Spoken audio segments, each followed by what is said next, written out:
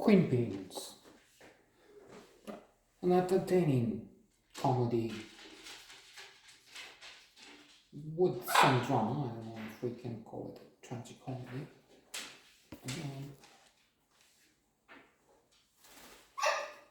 About a scam involving coupons.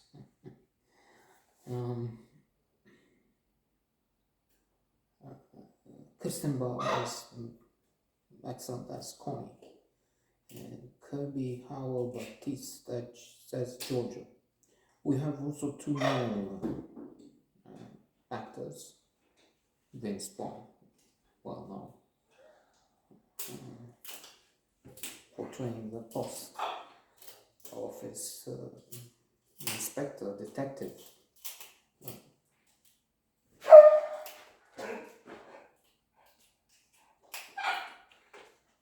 Involved in this narrative, and Paul is his name. Walter Hauser is also present in the scheme. He's the one better known, best known, I guess, for Richard Jewell. Richard Jewell, the fellow that discovered the bomb at the Atlanta Olympics, only to become a suspect later, and then as kerfuffle, I guess, around that incident.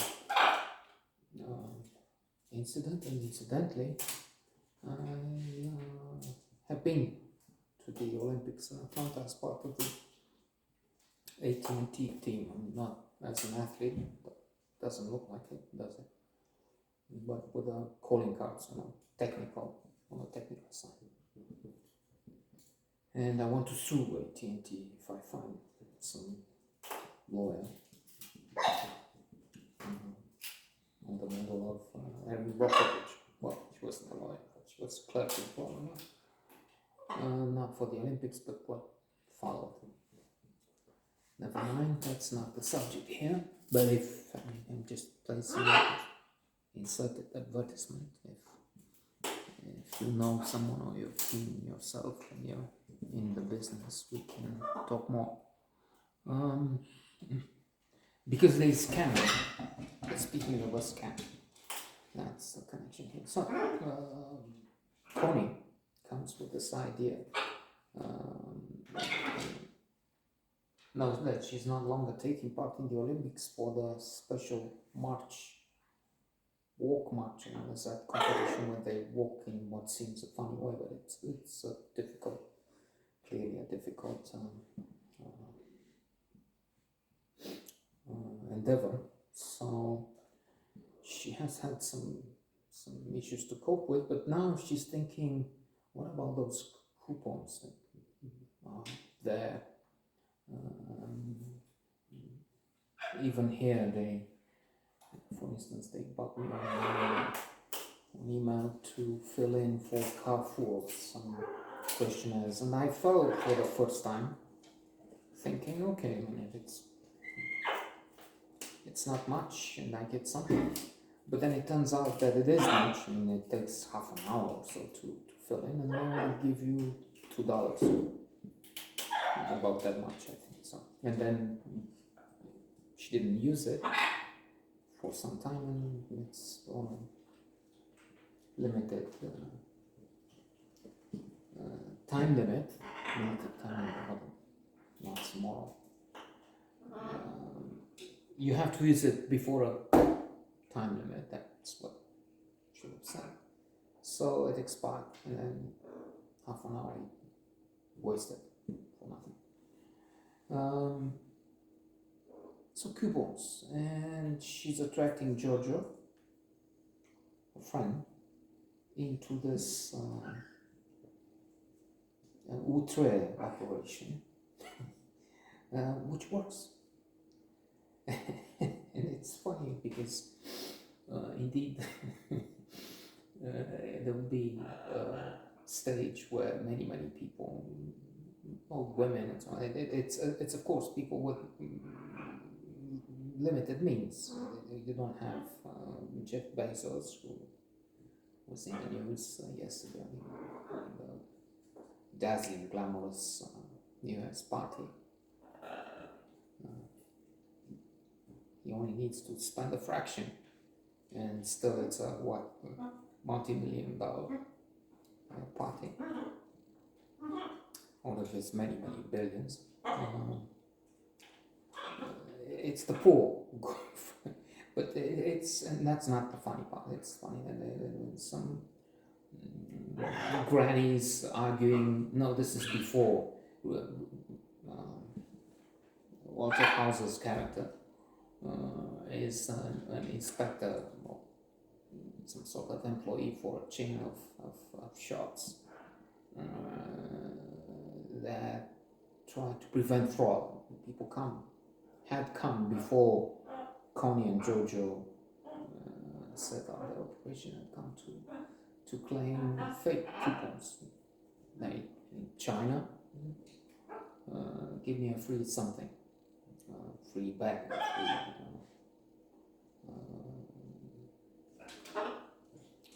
and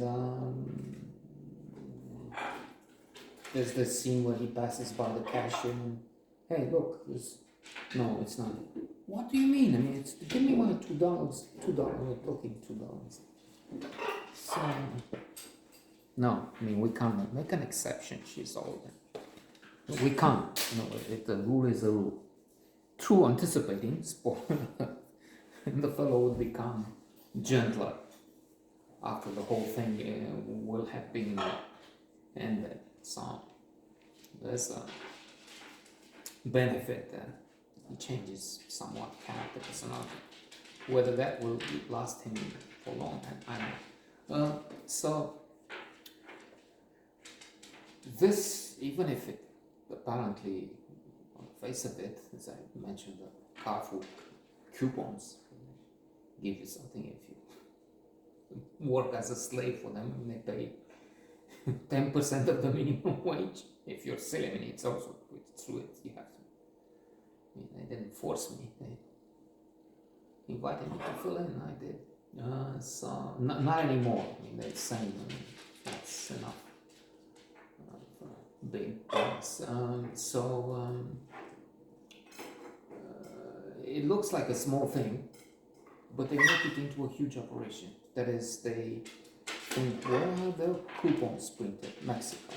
Chihuahua, was it? In fact, in Chihuahua. An American company printing them into to save on labor costs. And again, they're finding the interaction is funny also. I mean, indeed, this is a funny comedy because they identify two fellows. Not that one, when he looks too scary. This would create problems. Not that one.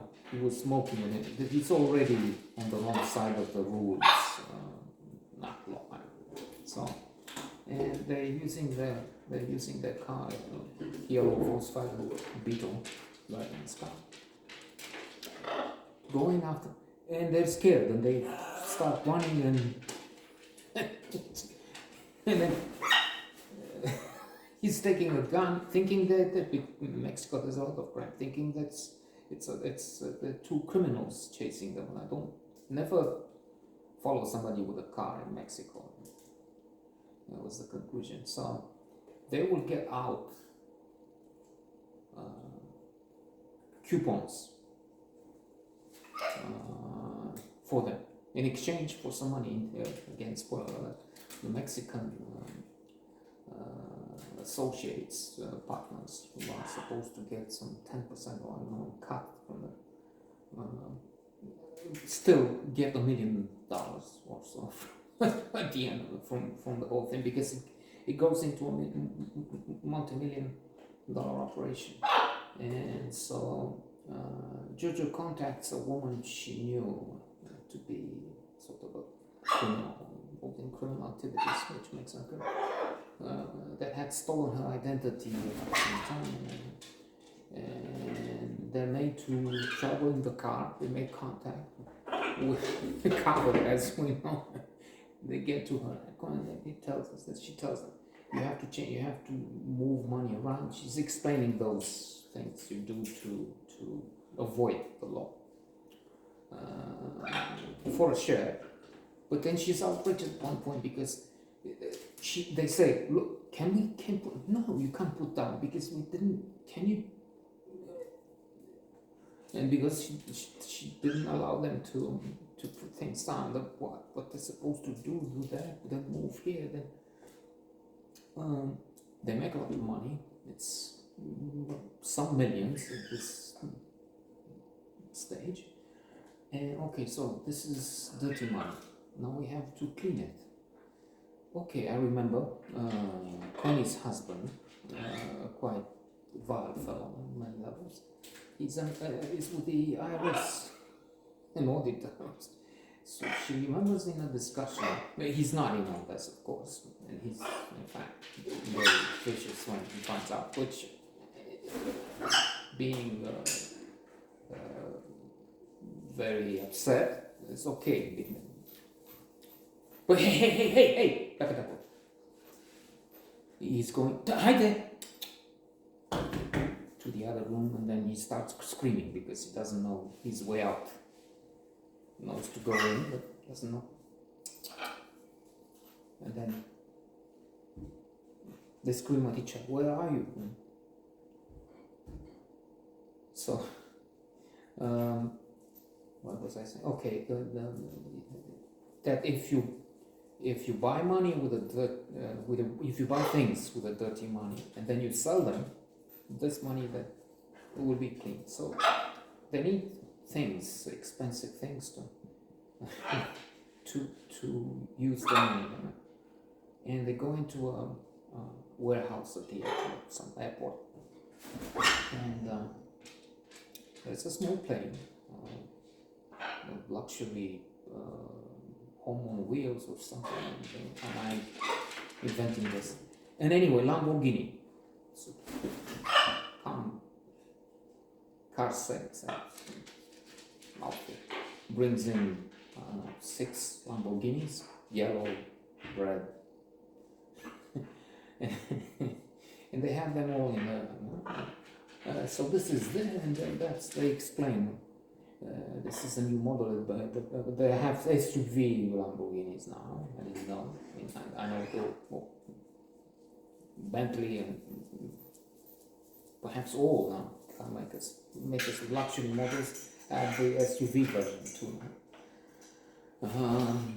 And this combines the SUV benefits with the fast car and supercar quality. But which one? Representative. Oh, so they got all of Lamborghinis, and but the partner who is given them the know-how for a share, also she's going is outraged when they tell her what happened to her. Okay, so you made many millions. Where is it? Well, it's why on earth? I already told you when you move with it, that's why I made the sites and but if you didn't let us put down, we thought. So there are plenty of things like that. There's a crappy scene though. I thought unnecessary. Maybe it's based on a real story and it really happened, but there was no need for that. Even if they keep adding and pushing things on bathroom humor, this was done. Farts have been there forever. The Walter Hauser character insists on taking part of it in the post office investigation. The FBI that doesn't really cooperate at the beginning with coupons, really. This is not. Send it out there, make it last. So he wants to take it, and then they have surveillance of this house, and they're both in the car with Vince Vaughn, the post office official. I forgot the exact title. Paul and the Walter Hauser figure. has to defecate. Go out. I mean, I can't keep it anymore. Go, run the bush. No, yeah. And he's doing it in the car. And I thought that's...